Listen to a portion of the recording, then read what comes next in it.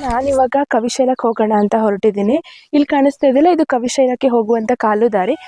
ಸ್ನೇಹಿತರೆ, ಕವಿಶೈಲವನ್ನ ನಾವು ಒಂದು ಸಣ್ಣ ಬೆಟ್ಟದ ಮೇಲೆ ನೋಡಬಹುದು. ಕವಿಶೈಲ ಅಂದ್ರೆ ಕುವೆಂಪು ಅವರ ಸಮಾಧಿ ಇರುವಂತಹ ಸ್ಥಳ. ಕುವೆಂಪು ಅವರು ತೀರಿಕೊಂಡಂತಹ ಸಂದರ್ಭದಲ್ಲಿ ಅವರ ಅಂತ್ಯ ಸಂಸ್ಕಾರ ನಡೆದ ಸ್ಥಳ ಅಂತಾನು ಹೇಳ್ಬಹುದು. ಬರೋಣ.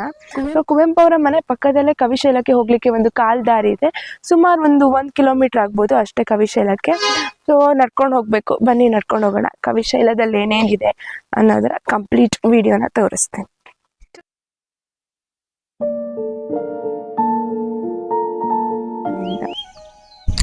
ಇಲ್ಲಿ ಕಾಣಿಸ್ತಾ ಇದೆಯಲ್ಲ, ಈ ಮೆಟ್ಟಿಲುಗಳನ್ನ ಹತ್ಕೊಂಡು ಹೋದ್ರೆ ನಾವು ಕವಿಶೈಲನ ತಲುಪಬಹುದು. ಡೈರೆಕ್ಟ್ ಆಗಿ ಇದು ಕವಿಶೈಲಕ್ಕೆ ರೀಚ್ ಆಗುತ್ತೆ. ಇಲ್ಲಿ ಕಾಣಿಸ್ತಾ ಇರುವಂತ ರೋಡು, ಇದೇ ರೋಡಲ್ಲಿ ಹೋದ್ರೆ ನಾವು ಕವಿಶೈಲನ ರೀಚ್ ಆಗಬಹುದು. ಕುವೆಂಪು ಅವರು ಮೊದಲು ಮನೆಯಿಂದ ಇದೇ ದಾರಿನಲ್ಲಿ ಓಡಾಡ್ತಾ ಇದ್ರು. ಅವರು ಹೆಚ್ಚಿನ ಸಮಯವನ್ನ ಕವಿಶೈಲದಲ್ಲಿನೇ ಕಳೀತಾ ಇದ್ರು.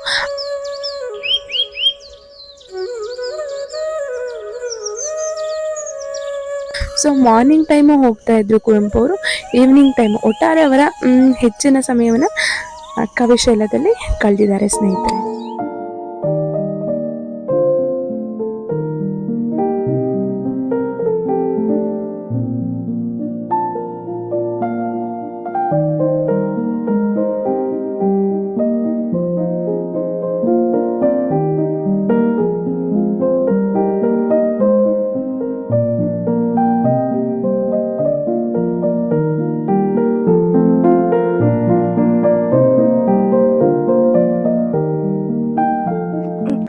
ಇವಾಗಷ್ಟೇ ಜಸ್ಟ್ ಕಾಲ್ದಾರಿಯಿಂದ ನಡ್ಕೊಂಡು ಕವಿಶೈಲಕ್ಕೆ ಬಂದ್ವಿ.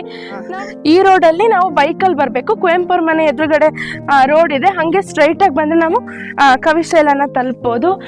ಇವಾಗ ನಾನು ನಡ್ಕೊಂಡ್ ಬಂದಿರೋದು ಮಾತ್ರ ಕಾಲ್ದಾರಿ. ಇದು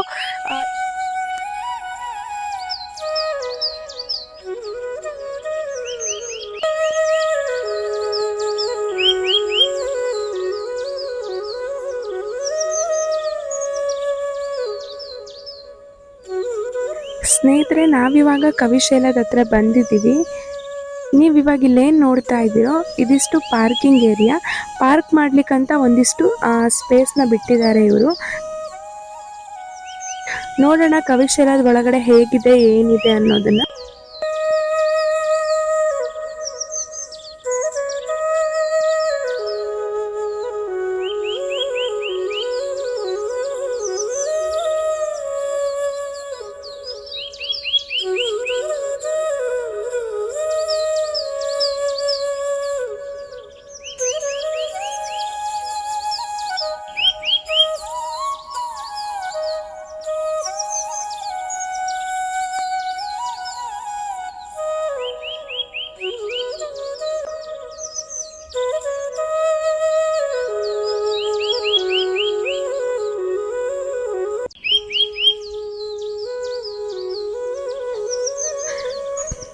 ಸ್ನೇಹಿತರೆ, ಇಲ್ಲಿ ಕಾಣಿಸ್ತಾ ಇದೆಯಲ್ಲ, ಇದು ಕವಿಶೈಲದ ಎಂಟ್ರೆನ್ಸ್. ಇಲ್ಲಿಂದ ನಾವು ಒಳಗಡೆ ಹೋಗಬೇಕು. ತುಂಬ ಚೆನ್ನಾಗಿದೆ. ನಾವಿಲ್ಲಿ ದೊಡ್ಡ ದೊಡ್ಡ ಕಲ್ಲುಗಳನ್ನು ನಿಲ್ಲಿಸಿರೋದನ್ನ ನೋಡಬಹುದು.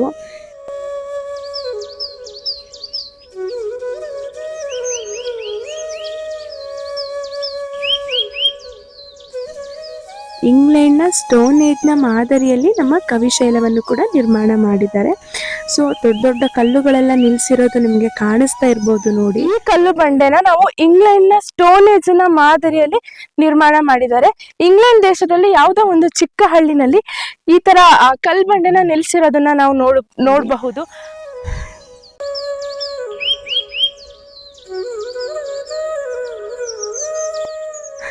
ಹಚ್ಚ ಹಸಿರಿನ ಕಾಡಿನ ಮಧ್ಯೆ ಅಲ್ಲಲ್ಲಿ ಕಲ್ಲು ಬಂಡೆಗಳು ಕಾಣಿಸುತ್ತೆ. ಒಂದೊಳ್ಳೆ ಬ್ಯೂಟಿಫುಲ್ ನೇಚರ್ ಇದು. ತುಂಬಾನೇ ಚೆನ್ನಾಗಿದೆ. ಒಂಥರ ಪೀಸ್ಫುಲ್ ಪ್ಲೇಸ್ ಅಂತಾನೂ ಹೇಳ್ಬೋದು. ಏನೋ ಒಂಥರ ಮೈಂಡ್ ರಿಲ್ಯಾಕ್ಸ್ ಆಗುತ್ತೆ.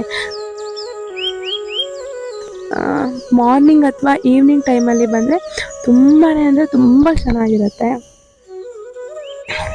ಸ್ನೇಹಿತರೆ. ಹಾಗೆ ಒಳಗಡೆ ಹೋಗ್ತಾ ಇದ್ದ ಹಾಗೇನೆ ಇಲ್ಲಿ ಕಾಣಿಸ್ತಾ ಇದೆಯಲ್ಲ, ಇದು ಕವಿ ಸಮಾಧಿ ಎಂಟ್ರೆನ್ಸ್. ಹೀಗೆ ಒಳಗಡೆ ಹೋಗ್ತಾ ಇದ್ದಾಗೇನೆ ಗಿಡ ಮರಗಳೆಲ್ಲ ಇದೆ. ತುಂಬ ಕ್ಲೀನಾಗಿ ಮೇಂಟೆನೆನ್ಸ್ ಮಾಡಿದ್ದಾರೆ.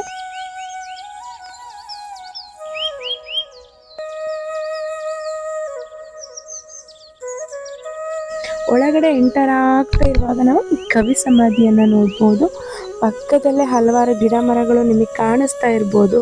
ಎಲ್ಲಿ ನೋಡಿದ್ರು ಫುಲ್ಲು ಗ್ರೀನ್ ಗ್ರೀನ್. ನಮ್ಮ ಮಲೆನಾಡಂತೂ ಹಚ್ಚ ಹಸಿರಿಂದ ಕಂಗೊಳಿಸ್ತಾ ಇದೆ. ಸ್ನೇಹಿತರೆ, ಇಲ್ಲಿ ಕಾಣಿಸ್ತಾ ಇದೆಯಾ, ಇದೇ ಕುವೆಂಪು ಅವರ ಸ್ಮಾರಕ. ಇದೇ ಅವರ ಅಂತ್ಯಕ್ರಿಯೆ ನಡೆದಂಥ ಸ್ಥಳ ಇದು.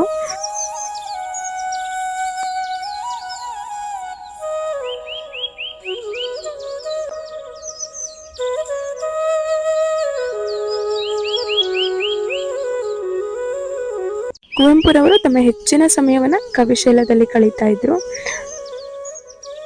ಹಾಗೆಯೇ ಇಲ್ಲಿ ಹಲವಾರು ಕೃತಿಗಳನ್ನು ಕೂಡ ಬರೆದಿದ್ದಾರೆ. ಮಲೆಗಳಲ್ಲಿ ಮದುಮಗಳು, ಹಾಗೆಯೇ ಕಾನೂರು ಹೆಗ್ಗಡತಿ. ಸೊ ಈ ಎಲ್ಲ ಕೃತಿಗಳನ್ನು ಬರೆದಂಥ ಪರಿಸರ ಇದು. ಈವ್ನಿಂಗ್ ಟೈಮ್ ಬಂದರೆ ನಮ್ಗೆ ಒಳ್ಳೆ ಒಂದು ವ್ಯೂ ಪಾಯಿಂಟ್ ಕೂಡ ಇದೆ.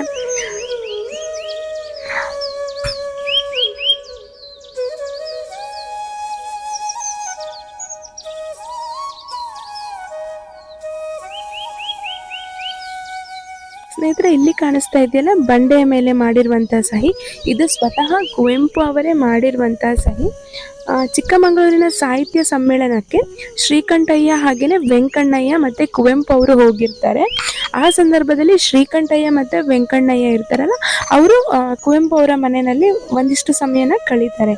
ಸೊ ಆ ಸಂದರ್ಭದಲ್ಲಿ ಶ್ರೀಕಂಠಯ್ಯ ಅವರಾಗಿರ್ಬೋದು, ಹಾಗೆಯೇ ವೆಂಕಣ್ಣಯ್ಯ, ಕುವೆಂಪು ಅವರು ಕಲ್ಲು ಬಂಡೆ ಮೇಲೆ ಮಾಡಿರುವಂಥ ಸಹಿ. ಅಲ್ಲೇ ಪಕ್ಕದಲ್ಲಿ ನಾವು ಪೂರ್ಣಚಂದ್ರ ತೇಜಸ್ವಿ ಅವರು ಕೂಡ ಸಹಿ ಮಾಡಿರೋದನ್ನು ನಾವು ನೋಡಬಹುದು.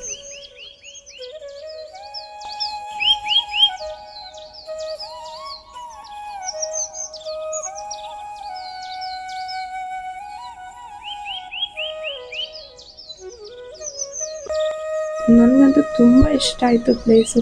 ನಮ್ಮೂರಲ್ಲಿ ಇಂಥ ಒಳ್ಳೆ ಒಂದು ಪ್ಲೇಸ್ ಇದೆ ಅಂತ ಹೇಳ್ಕೊಳ್ಳೋದಕ್ಕೆ ಏನೋ ಒಂಥರ ಖುಷಿ ಅನಿಸುತ್ತೆ ಸ್ನೇಹಿತರೆ.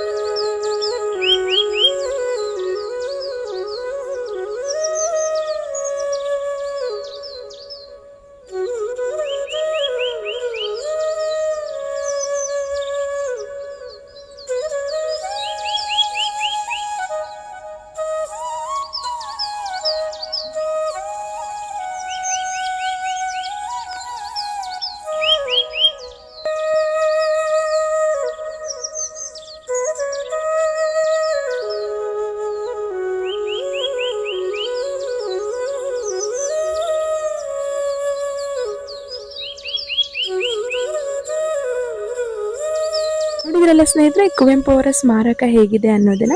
ನಿಮಗೆ ಈ ವಿಡಿಯೋ ಇಷ್ಟ ಆಯಿತು ಅಂದ್ಕೊಳ್ತಾ ಈ ವಿಡಿಯೋನ ಇಲ್ಲ ಎಂಡ್ ಮಾಡ್ತಾ ಇದ್ದೀನಿ. ಇಷ್ಟ ಆದರೆ ವಿಡಿಯೋನ ಲೈಕ್ ಮಾಡಿ, ಶೇರ್ ಮಾಡೋದನ್ನು ಮರಿಬೇಡಿ. ಹಾಗೆಯೇ ಯಾರೆಲ್ಲ ನನ್ನ ಚಾನಲ್ನ ಸಬ್ಸ್ಕ್ರೈಬ್ ಮಾಡಿದ್ದೀನಿ, ಹಾಗೆ ವಿಡಿಯೋ ನೋಡ್ತಾ ಇದ್ದೀರೋ ಹಾಗೆ ಬೇಗ ಬೇಗ ನನ್ನ ಚಾನಲ್ನ ಸಬ್ಸ್ಕ್ರೈಬ್ ಮಾಡಿ. ಹಾಗೆಯೇ ಪಕ್ಕದಲ್ಲಿರುವಂಥ ಬೆಲ್ ಐಕಾನ್ನ ಪ್ರೆಸ್ ಮಾಡಿ. ನಾವು ಮತ್ತೆ ಮುಂದಿನ ವಿಡಿಯೋದಲ್ಲಿ ಸಿಗೋಣ.